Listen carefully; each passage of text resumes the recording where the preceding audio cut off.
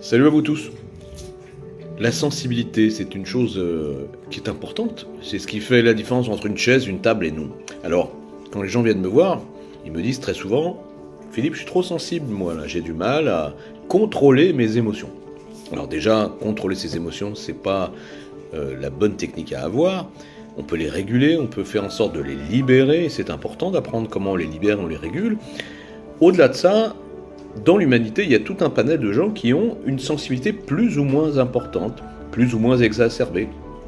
La grande difficulté, c'est de savoir s'il est préférable d'avoir une sensibilité, d'être très émotif, ou plutôt d'être comme un caillou. On peut regarder que dans l'histoire, à chaque fois que les gens ont eu cette insensibilité, cette incapacité à ressentir les choses, par exemple, on voit bien que les nazis tuaient des bébés en leur mettant une balle dans la tête, tranquillement, sans avoir d'état d'âme.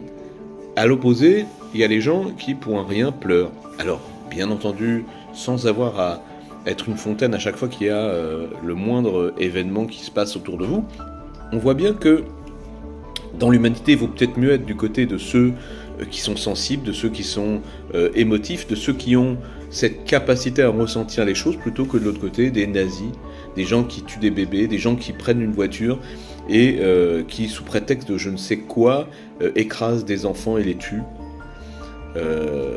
sans aucune sensibilité. Alors très souvent, ces gens sont drogués pour qu'on leur enlève leur sensibilité, et on voit bien à quel point il est important de garder cette sensibilité et de rester toujours alerte vis-à-vis de l'autre, de celui qui est pas bien, de celui qui est en difficulté, de la personne qui est à côté de vous et qui a peut-être besoin d'aide. Elle n'a pas forcément demandé, mais simplement de s'inquiéter d'elle. Voilà. Passez une bonne journée, prenez soin de vous et à bientôt, j'espère.